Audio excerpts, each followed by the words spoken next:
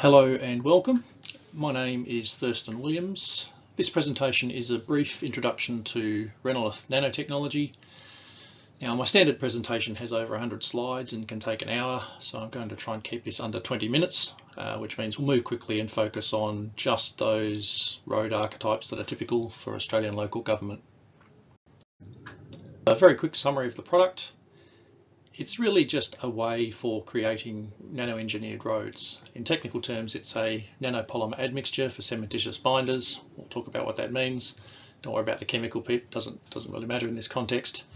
It's really about why would we want to use it. Key point is it eliminates the typical damage modes that we see in pavements in Australia, so ruts, cracks, potholes and the like. And that allows us to substantially reduce our triple bottom line whole of life costs. So that means dollars, the environmental impacts and the social impacts. Now the way it does it is by creating a very highly performing cementitiously bound material. The main thing it does is prevent cracking, so that's shrinkage and fatigue cracking, and secondary to that is improved properties from strength and modulus and water resistance and so on. It's available now. It's been commercially proven over 30 years and 70 million square metres of pavements, and it's compatible with Australian specifications and construction practices. So we are ready to go, just waiting on the market to notice. As we unpack this, we'll start with pavements, stabilisation and cracking. Pavements are really just a road or things like a road, so car parks, paths, hard stands and so on. We're going to talk just about flexible pavements, although you can use the product in rigid or concrete pavements, but flexible is how most of the roads in Australia are done. And specifically, we have a lot of unbound granular pavements, so think crushed rock or gravels, with thin bitumen wearing course, and that's how most highways and local roads are built. Now, the challenge with this sort of road model is that we get a lot of resilience problems. So we see damage in the form of ruts and potholes and water damage, and we've seen a lot of that along the east coast in particular in the last few years. And there's also a sustainability issue in that we're using a lot of materials, and there's we need to dispose of the old stuff, bring in the new stuff, and all the quarrying activity associated with that, and all the transport and roadworks. The main alternative to unbound materials is to bind or stabilise the base layers, which improves the engineering properties. Now, there are several ways to do this. The most versatile and our focus today is cementitious stabilisation. Unbound and lightly bound pavements are mostly reliant on friction to maintain structural integrity. We are particularly interested in the tensile strength achieved with bound materials. An unbound or lightly bound pavement, which you can see on the left, the wheel load needs to be transferred to the subgrade, and that requires multiple layers and quite a deep pavement to do it. When we have a bound material, it acts more like a beam, and we get tensile strength in that material, so it can be much thinner and is able to transfer the loads.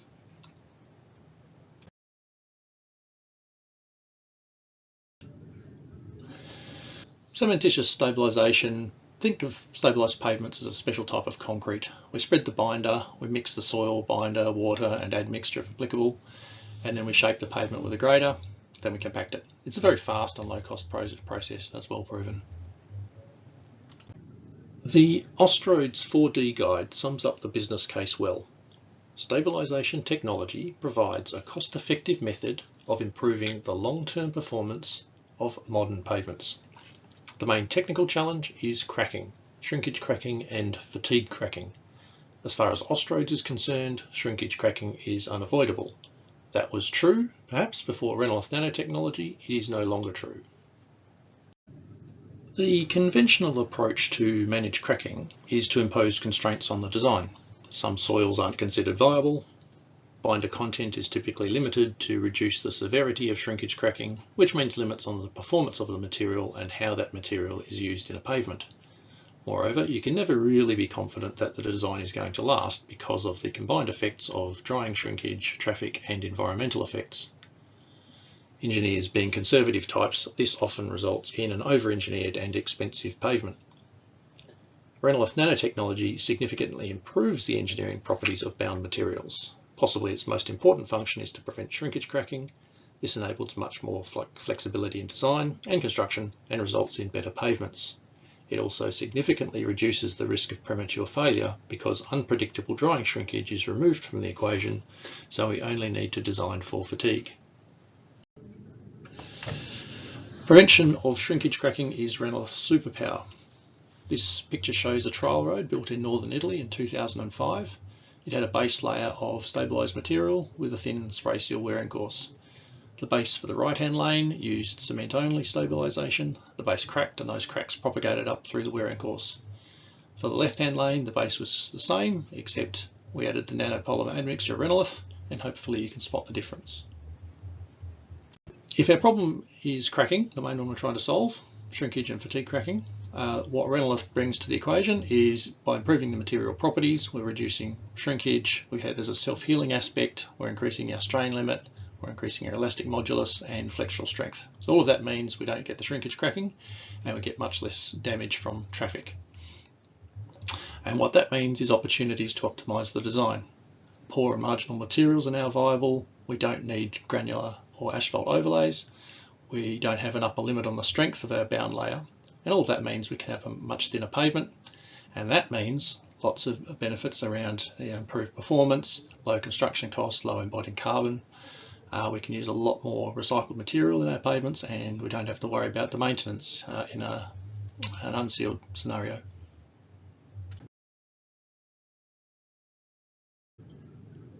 Renolith and resilience. The recent floods have made us acutely aware of the need for more resilient infrastructure. However, achieving this in an affordable way presents a technical challenge.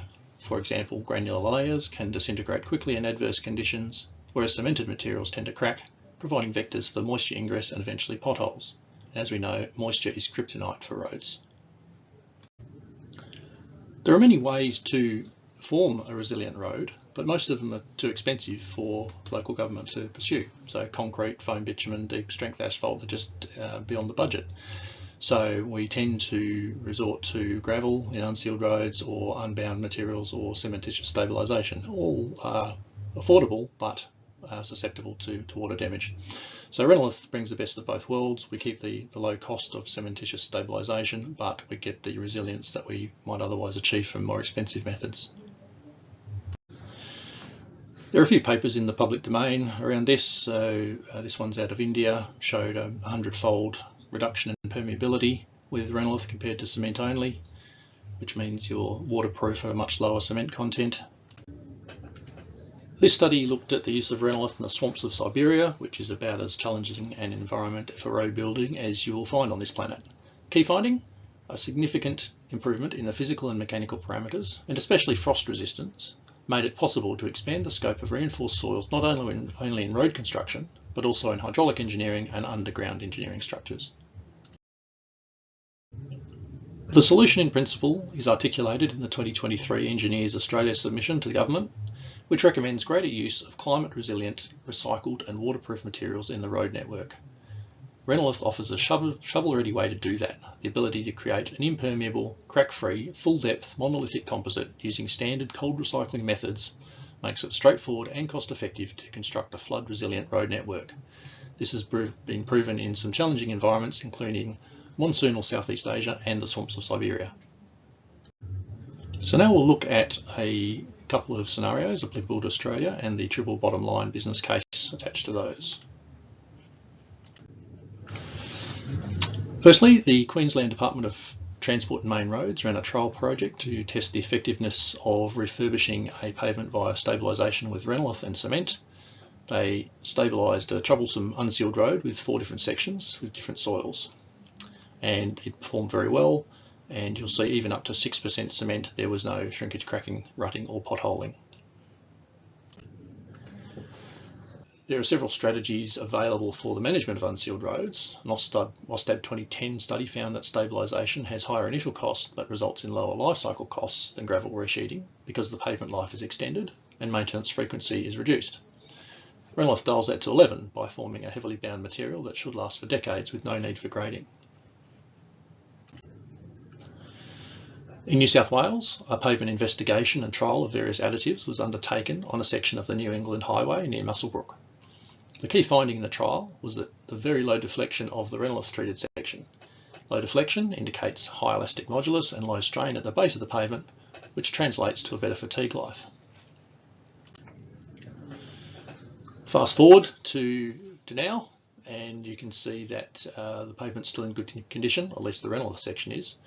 And this is despite the expectation in the trial where they thought that cracking of the base layer would reflect through the surface, because they didn't understand at the time that this was the key benefit of Renolith, that it prevents that shrinkage cracking.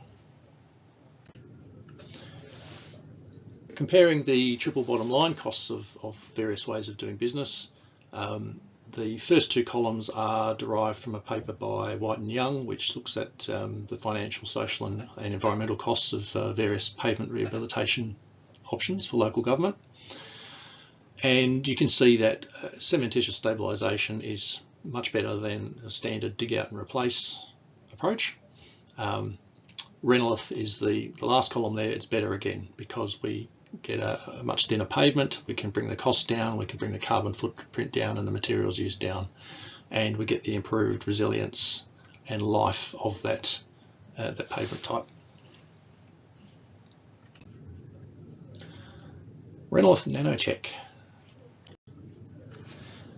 Historically, the product's been known as a polymer, which it is, but only on the surface. This is why a lot of the copycat products haven't really worked, is because they haven't understood the nanotech behind it. So the real work is done by the nanomaterials, which are non-agglomerating nanosilica and nanocellulose. And that's, as far as we know, it's the only product in the world that can do this. We've covered most of the key points around the product. It has been used for 30 years now around the world. It was actually an Australian innovation originally. The German Nanotech lab created the product, and that joint venture launched it with some high-profile projects such as the Sydney Olympics. The second generation formula, Renolith 2.0 is what we're calling that, was recently launched in Australia, and it's really just a double concentrate of the original product. In terms of what's in it, it's latex, which is a standard base for admixtures. And the nanomaterials are cellulose, which is a fibrous material, helps with the tensile strength, and nanosilica, which helps with the nucleation of helpful pozzolanic products. A quick look at nanotechnology. Basically anything with at least one dimension in the range of 1 to 100 nanometers is considered a nanomaterial. So there's nothing inherently mysterious about nanotech, it's just about scale. 1 nanometer is a billionth of a meter. Why it's exciting is because at the nanoscale, the physical and chemical properties of matter change. For today, we're mostly interested in strength and crack resistance. There are hundreds of studies out there around nanomaterials in cemented composites. This is one, just nanosilica in concrete pavements.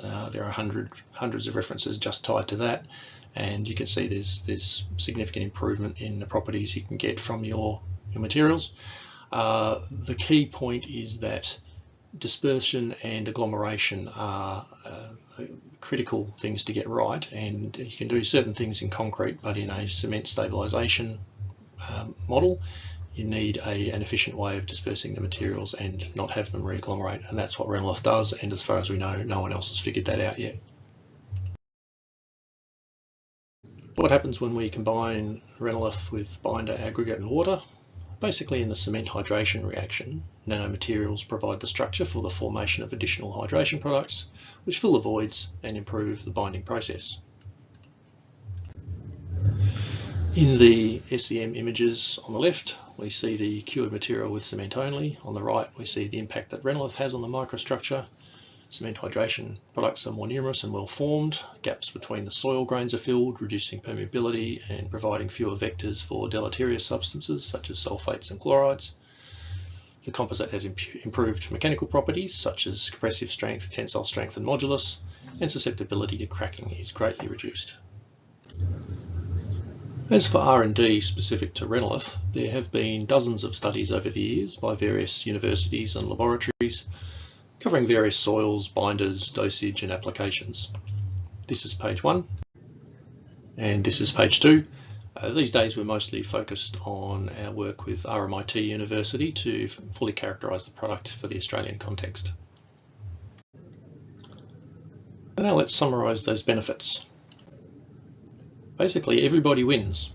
We have a fast, low-cost construction method which is inherent to cementitious stabilisation. We're reducing risk because we're not getting cracking. We don't get potholes, we don't get ruts, and we get a long fatigue life out of the pavement. It's very resilient, we're not worried about water.